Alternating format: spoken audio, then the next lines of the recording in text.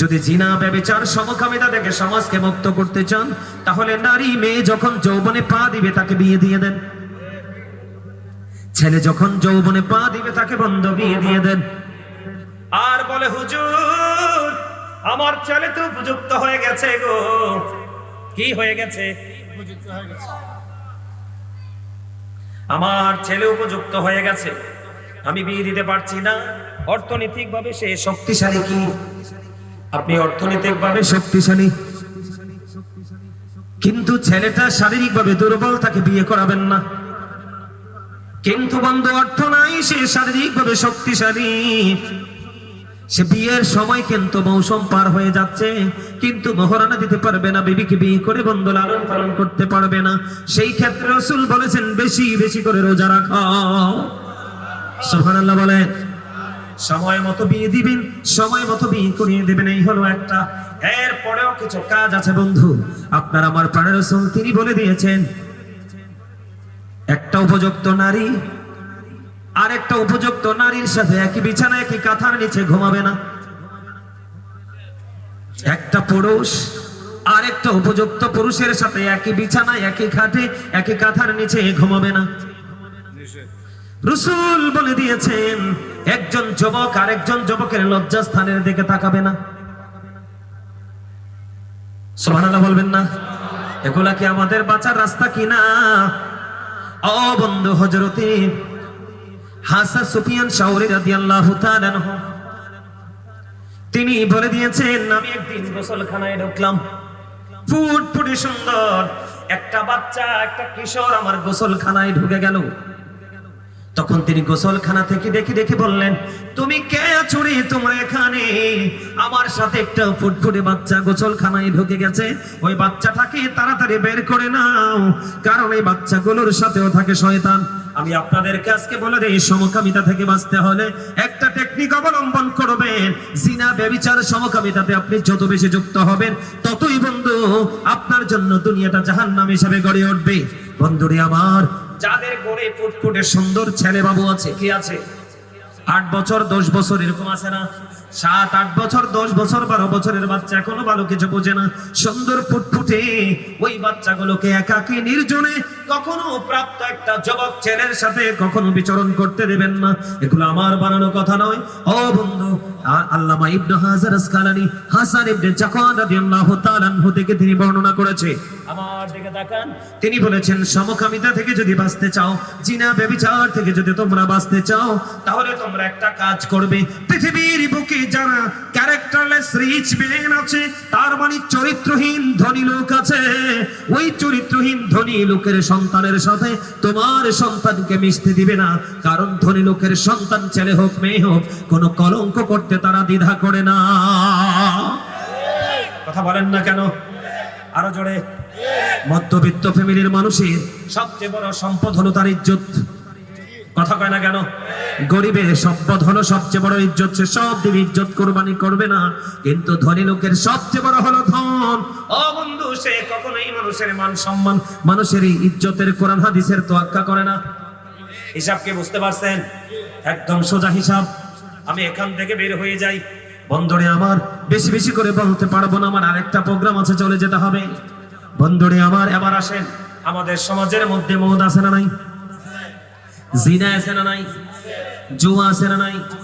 আর যারা বলেন ইয়াবা আছে না নাই? বন্ধুরে আমার, আমি আপনাদেরকে বলে দেই, এই যে নেশা, সকল নেশাই হারাম। কথা বলেন না? সকল নেশা কি ইমানদারের জন্য হারাম। ও বন্ধু, এই নেশা জাতীয় দ্রব্য আপনার সোনালী দিনকে ধ্বংস করে দিবে, সমাজকে অস্থিতিশীল করে দিবে। আপনি সোনালী স্বপ্ন দেখা থেকে বঞ্চিত হয়ে যাবেন। ঠিক কিনা বলেন? পবিত্র কাজ থেকে আপনি বন্ধু দূরে থাকার জন্য, পবিত্র কাজ থেকে দূরে থাকার জন্য আপনাকে এই কাজগুলো নিরুৎসাহিত করবে। সবচেয়ে বড় কথা হলো ও বন্ধু, ইমাম আযম আবু হানিফা রাহমাতুল্লাহি আলাইহি তিনি বন্ধু বলে দিয়েছেন, তোমরা যখন কাউকে নেশা করতে দেখো তোমরা তাকে 80টা জোড়া মারো। কেন গো, কেন গো? তাকে 80টা জোড়া মারতে হবে এই কারণে, যখন একজন মানুষ নেশা করবে, যখন একজন মানুষ নেশা করবে তখন তার সেন্সলেস হয়ে যায়, তার বিবেকটা বিকৃত হয়ে যায়, ঠিক কিনা বলেন?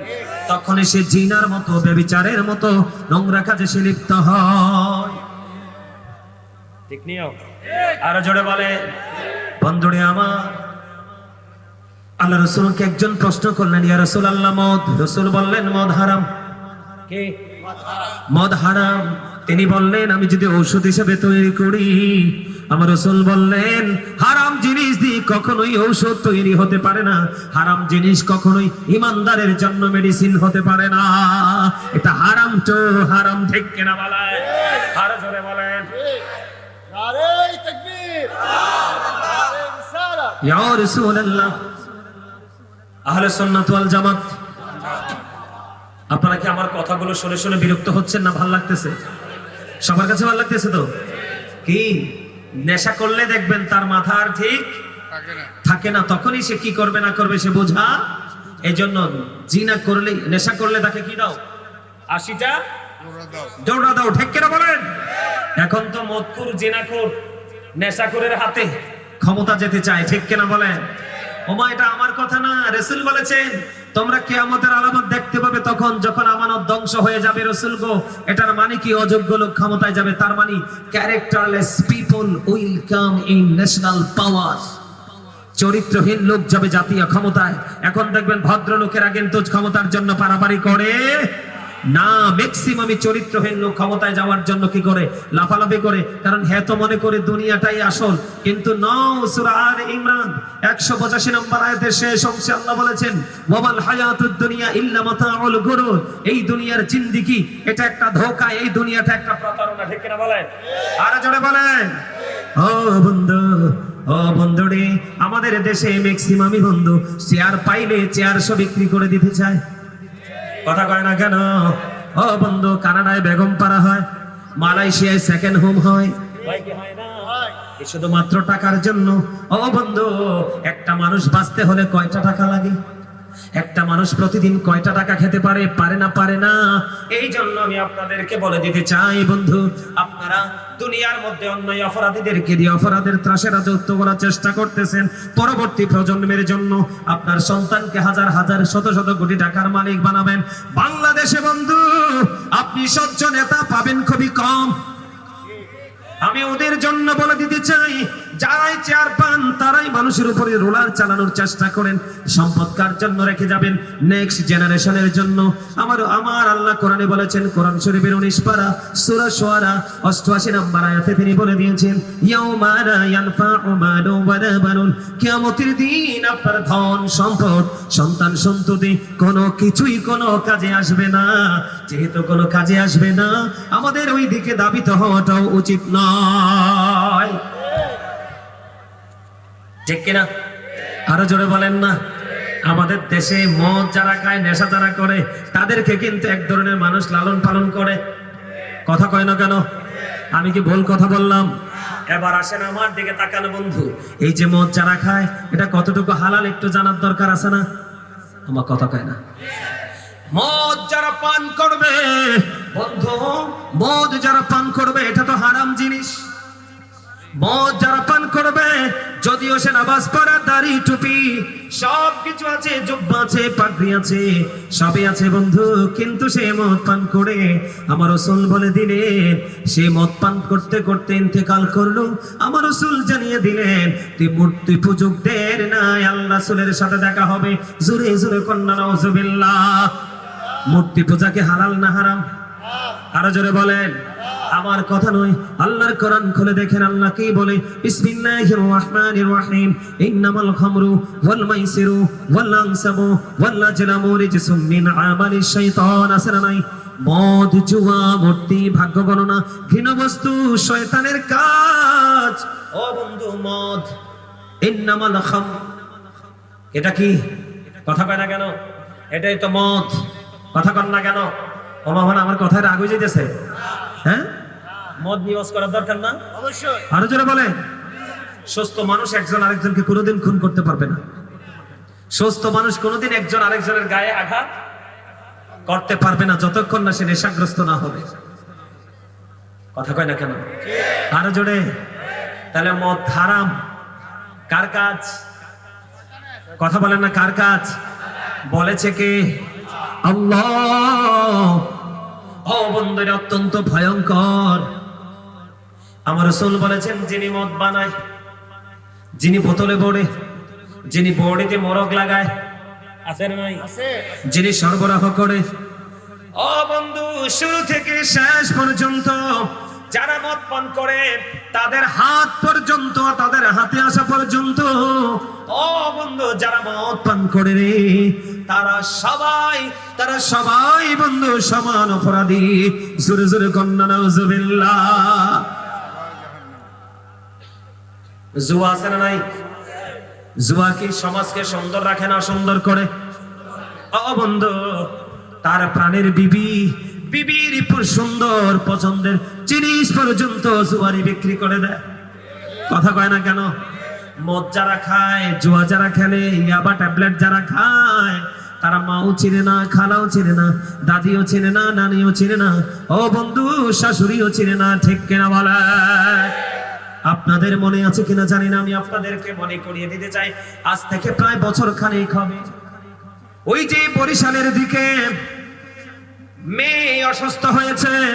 অসুস্থ হওয়ার কারণে, ও বন্ধু, মেয়ের সাথে হসপিটালে সুযোগ দেওয়ার জন্য বৃদ্ধা মা চলে গেলেন মেয়েটাকে হসপিটালে একটু সেবা করার জন্য। এটা পুরো সোশ্যাল মিডিয়াতে বন্ধু ভাইরাল হয়ে গেছে। একবার হাই থেকে ল কোয়ালিটির প্রত্যেকটা মিডিয়ার মধ্যে এসেছে।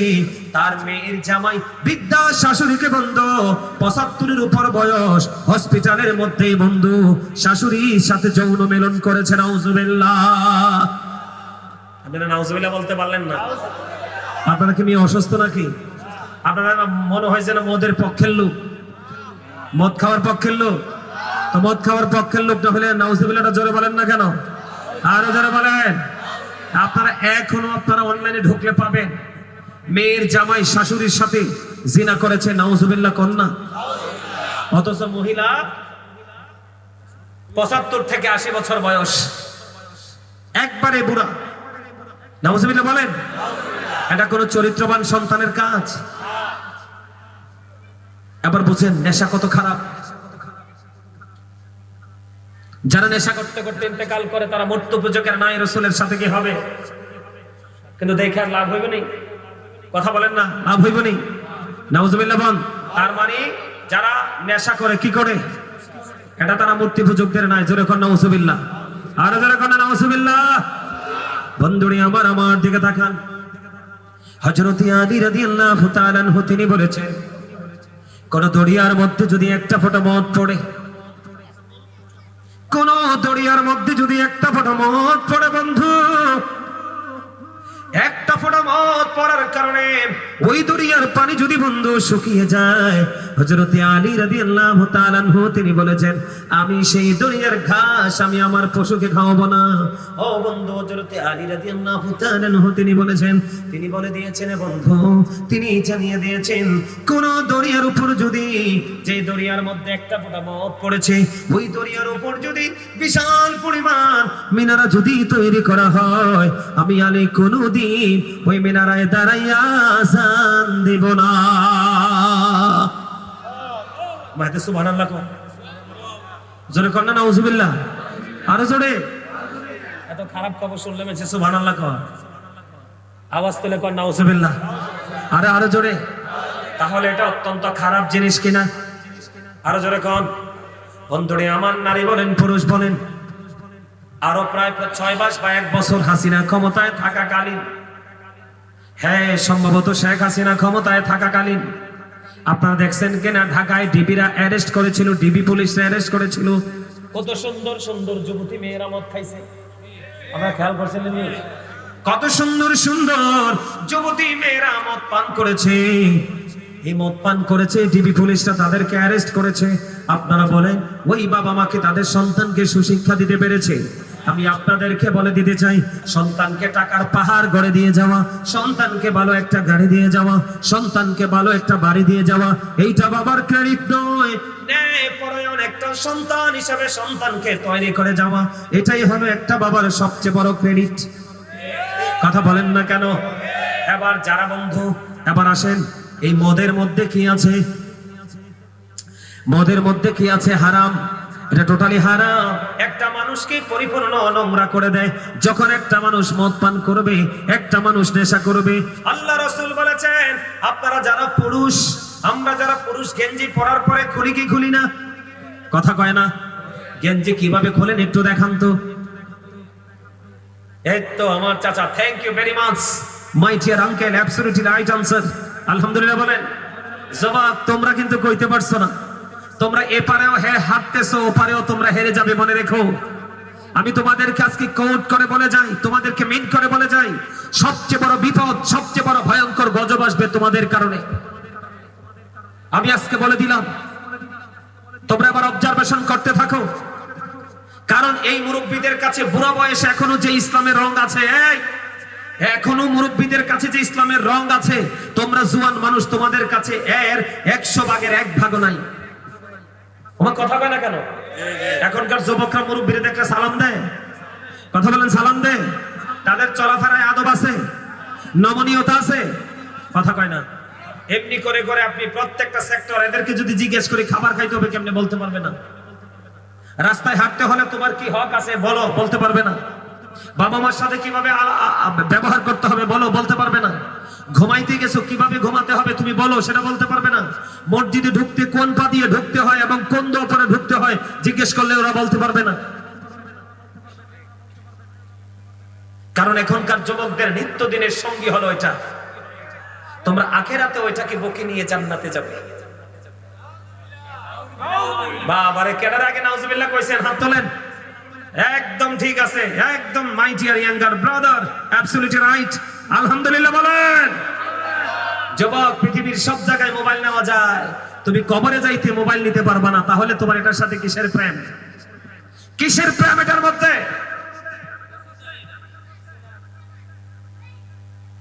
আমি তোমাদেরকে বলি, তোমাদের গজবটা কত নিকটে, তোমাদের ফিউচার অনিশ্চিত। আমি বলে গেলাম, তোমাদের ভবিষ্যৎ সুন্দর হবে না, কখনোই হবে না। কারণ মাকারু মাকারাল্লাহু ওয়াল্লাহু খায়রুল মাকিরিন। শ্রেষ্ঠ ক্ষমতার মালিক কে? কে পাওয়ারফুল? কে? তোমাকে আমাকে পাঠাইছে কে? তোমার নিয়ামত চাইলে দিবে কে? কিন্তু আল্লাহ তো চ্যালেঞ্জ করেছে তোমাদেরকে। আল্লাহ কি করেছে? কথা বলেন যুবকরা, কথা বলেন। আল্লাহ আপনাদেরকে চ্যালেঞ্জ করেছে। কি চ্যালেঞ্জ জানেন? আল্লাহ বলেছেন, remember me then I will remember you. Allah বলেছেন, ফাযকুরুনি আযকুরুকুম, তোমরা আমাকে স্মরণ করো তাহলে আমি তোমাদেরকে স্মরণ করব। তার মানে আপনারা আল্লাহকে স্মরণ করেন না, আল্লাহর কাছ থেকে আপনারা নিয়ামত পাওয়ার যোগ্যতা রাখেন না। কথা বলেন না কেন? তারপরেও কিন্তু মালিক যেইভাবে খাওয়ানোর খাওয়াচ্ছে। কথা বলেন না কেন? খাওয়াচ্ছে কিনা? আমার দিকে তাকান বন্ধু। আমার কথা সবার কাছে ভালো লাগবে না, কারণ আমার কথাগুলো স্ট্রেট ফরওয়ার্ড। কথা কয় না কেন? ইসলামে লেয়াজু বলতে কোনো শব্দ নেই, আমি আমি তুমি তুমি করে কোনো শব্দ নেই। ঠিক কিনা বলেন? যেটা বলবো একদম স্ট্রেট ফরওয়ার্ড ভাবে বলবো। কারণ আমার রাসূল বলেছে, উম্মত তোমরা টেনশন করো না। যারা সত্যবাদী, যারা ক্যারেক্টার সম্পন্ন, ও বন্ধু মনে রাখতে হবে, honesty is the best policy. সততাই সর্বোত্তম পন্থা। ঠিক কিনা? আমার রাসূল বলেছেন, বলবনি আরো জোরে, আমার রাসূল বলেছেন, আল হাক্কু মুরুন, হক কথা তিতা। কিন্তু আমার আল্লাহ বলেছেন, ওয়াকুলু কাওলান সাদীদা, আল্লাহ বলেছেন সে দ্য রাইট থিং, সত্য কথা বলো, সঠিক কথা বলো। কেন সত্য বলতে হবে? আমার দিকে তাকান।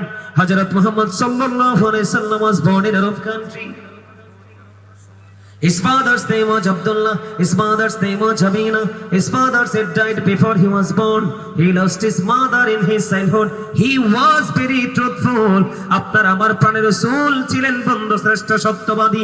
জুড়ে জুড়ে কন্যা সুবহানাল্লাহ। তাহলে মদের খবর পাইছি তো? মদ খাওয়া আর মূর্তি পূজকদের মধ্যে কোনো পার্থক্য নেই। নাউজুবিল্লাহ বলেন। বলছে আল্লাহ এবং আল্লাহ রসুল। নাউজুবিল্লাহ বলেন না কেন? এবার আসেন বন্ধু, আরেকটা ভয়ঙ্কর খবর দিয়ে দিই।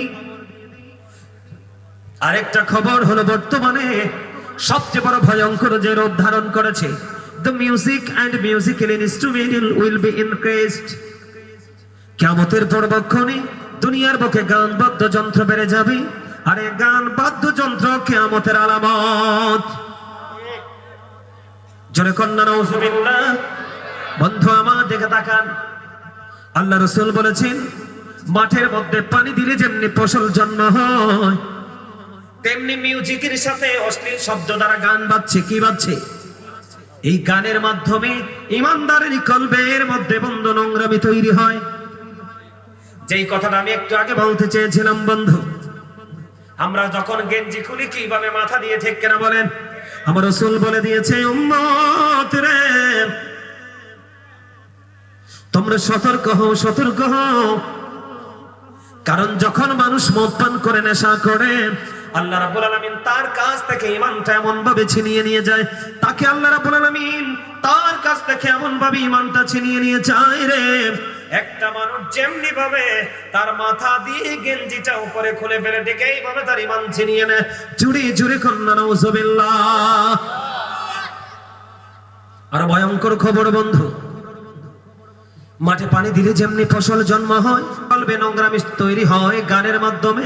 আর এই গানের প্রথা বেশি বেশি বেড়ে যাওয়া কিয়ামতের আলামত। আপনার আমার প্রাণের রাসূল কি বলেছে? আমার দিকে তাকান।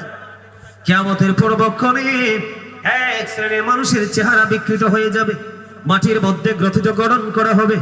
ইয়া রাসূলুল্লাহ, তারা কি তাওহীদ মানবে না? রাসূল বললেন মানবে। তারা কি রিসালাত মানবে না? রাসূল বললেন মানবে। তার মানে তারা আল্লাহও মানবে, রাসূলও মানবে। কথা কয় না কেন? ওয়া ইয়াসুমুন ওয়া ইয়াহুজ্জুন ওয়া ইউসাল্লুন। ওয়া ইয়াসুমুন, তারা রোজা রাখবে। ওয়া ইয়াহুজ্জুন, তারা রোজা রাখবে। ওয়া ইউসাল্লুন, তারা নামাজ পড়বে। ঠিক কিনা বলেন? তারা লা ইলাহা ইল্লাল্লাহ এটাকে মানবে, মুহাম্মদুর রাসূলুল্লাহ সাল্লাল্লাহু আলাইহি সাল্লাম এটাও মানবে। তারা আল্লাহও মানবে, রাসূলও মানবে। ও বন্ধু, তারা নামাজও পড়বে, তারা হজও করবে, তারা রোজাও রাখবে। ইয়া রাসূলুল্লাহ, ইয়া হাবিবাল্লাহ, নবী গো, তারপরেও কি তাদের এই সাজাটা বহাল থাকবে গো? আমার রাসূল বললেন, হ্যাঁ হ্যাঁ, তারপরেও তাদের এই সাজাটা বহাল থাকবে। কেন গো নবী? কারণ আমার রাসূল বললেন, তারা দুনিয়ার বুকে গানের আসর বসাবে, আর এই গানের আসরের মধ্যে তারা মদ পানেরও ব্যবস্থা রাখবে।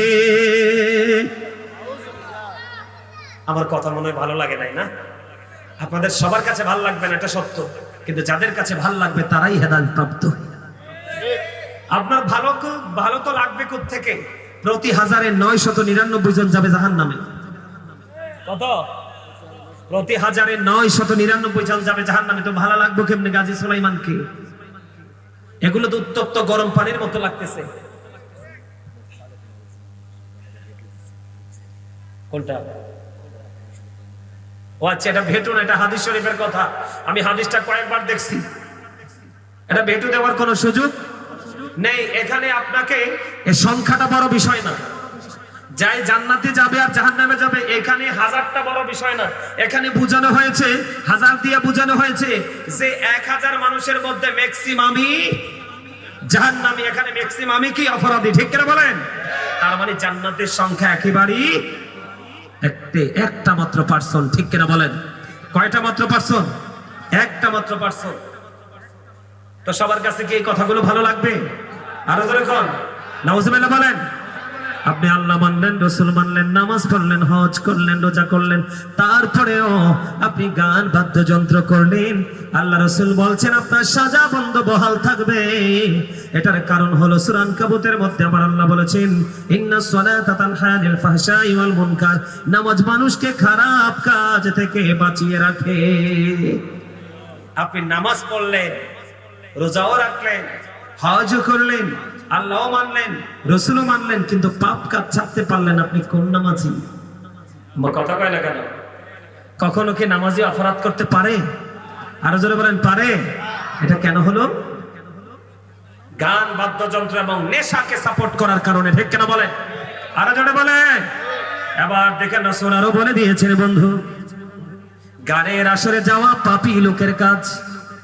কার কাজ? ওমা কথা কন না কেন? গানের আসরে যাওয়া পাপী লোকের কাজ, আর মন দিয়ে কান দিয়ে গান শোনা ফাসিকদের কাজ। আমার রাসূল বলে দিয়েছেন, বন্ধু রে, গানটা শোনার পরে যদি বলে ফেলেন ও ফ্যান্টাস্টিক, নাউজুবিল্লাহ কন না কেন? আপনি গানটা শোনার পরে বললেন খুব দারুণ হয়েছে, কথা বলেন না কেন? আমার কাছে ফ্যান্টাস্টিক লেগেছে। আমার রাসূল বলেছেন তুমি কুফরি করে ফেলেছো রে। তার মানে গানে যারা যায় তারা কি পাপী? মন দিয়া যারা গান শোনে, কান লাগাইয়া খবর নাই, ওই দিক দিয়ে আব্দুল জব্বারের বাড়ি পুইরা ছাই। কথা কয় না কেন? বুঝেন নাই? আব্দুল জব্বার মানে কি বুঝাইছি জানেননি রে?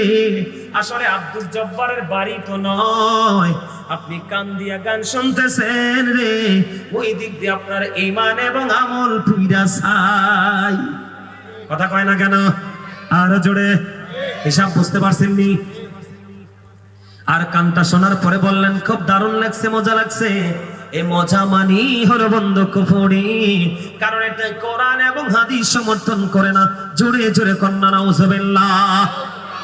এখন এই গানের আসর বসায় কে? সমাজের ম্যাক্সিমাম ধনী মানুষ। আমার কথা কয় না? কিও গরিব মানুষের দুঃখ নামে আসে কিসের কারণে? সমাজের চরিত্রহীন বড় লোকের কারণে। নাইলে এই দুনিয়ার বাংলার গরিবরা কোনোদিনও কষ্ট পেত? কথা কন না কেন? আরো জোরে। সবাই সবার পকেট ভরতে চায়, গরিবের চিন্তা কেউ করতে চায় না। এই জন্য গরিবদের জন্য আল্লাহ এত বড় নিয়ামত রেখে দিয়েছেন। গরিবরা জান্নাতে বসবাস করার বয়স 500 বছর হয়ে যাবে, এখনো ধনীরা দাঁড়ায় থাকবে হিসাবের জন্য। কত ভয়ঙ্কর খবর! আর দাঁড়ানো কি কত খবর জানেননি? ইদা সামাউ ফাতারাত ওয়া ইদাল কাওয়াকিবু ইনতাসারাত ওয়া ইদাল বিহারু ফুজ্জিরাত। আল্লাহ বলেছেন তারা যে দাঁড়াবে, ওই তো আসমান তো থাকবে না, আসমান সেদিন ভেঙে যাবে, তারকা ঝরে ঝরে পড়বে, সমুদ্র সেদিন উদ্বেলিত হবে। জোরে কন্যা নাউজুবিল্লাহ। আহা, বড় ভয়ঙ্কর খবর।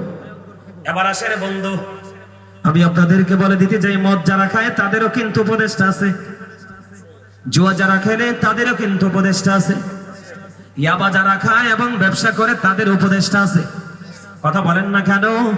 এমনি করে করে প্রত্যেকটা নোংরামির উপদেষ্টা আছে রে বন্ধু রে। আমার রাসূল জানিয়ে দিলেন, বন্ধু আপনার আমার প্রাণের রাসূল চলে যাচ্ছে। আচ্ছা ঠিক আছে, আমিও নেমে যাবো একটু পরে, একটু পরে, আমারও সময় শেষ। হ্যাঁ বুঝছি তো, বুঝছি আমি। আলহামদুলিল্লাহ বলেন আরো জোরে। এবার আসেন, প্রত্যেকটা পাপের কিন্তু কি আছে? উপদেষ্টা আছে, মানে সহকারী আছে, ঠিক কিনা বলেন? সবচেয়ে বড় ভয়ঙ্কর বিপদ হলো বন্ধু, আপনার আমার প্রাণের রাসূল তিনি জানিয়ে দিয়েছেন, তুমি অপরাধ জানার পরেও তাকে সমর্থন করছো 2 টাকার জন্য, সুবিধার জন্য। আমার আপনার প্রাণের রাসূল বলেছেন, এতগুলো অন্যায় করো, এতগুলো অপরাধ তোমার চোখের সামনে কন্টিনিউ হলো, তুমি কোনোদিন প্রতিবাদ করোনি, তুমি কোনোদিন প্রতিহত করার চেষ্টা করোনি, তোমার অবস্থাটা কেমন হবে বন্ধু আমি আপনাদেরকে বলে দেই। আল্লাহ রাসূল বলেছেন, অপরাধ জানার পরেও, বোঝার পরেও তুমি সাপোর্ট দিয়ে গেলে রে। আমার রাসূল বললেন, তুমি যেন মুসলমান থেকে খারিজ হয়ে গেলে। তার মানে অপরাধী জানার পর আপনি তাকে সমর্থন করে যাচ্ছেন, কন্টিনিউ। কি করে যাচ্ছেন? কন্টিনিউ আপনি সমর্থন করে যাচ্ছেন, আপনি মুসলমান থেকে খারিজ হয়ে গেলেন। নাউজুবিল্লাহ বলেন। এখন সমাজের সবাই মিলে মদ, জুয়া, ইয়াবা, যত নোংরা কাজ আছে এগুলো থেকে জাতিকে বাঁচানোর দরকার আছে না নাই? আরো জোরে বলেন।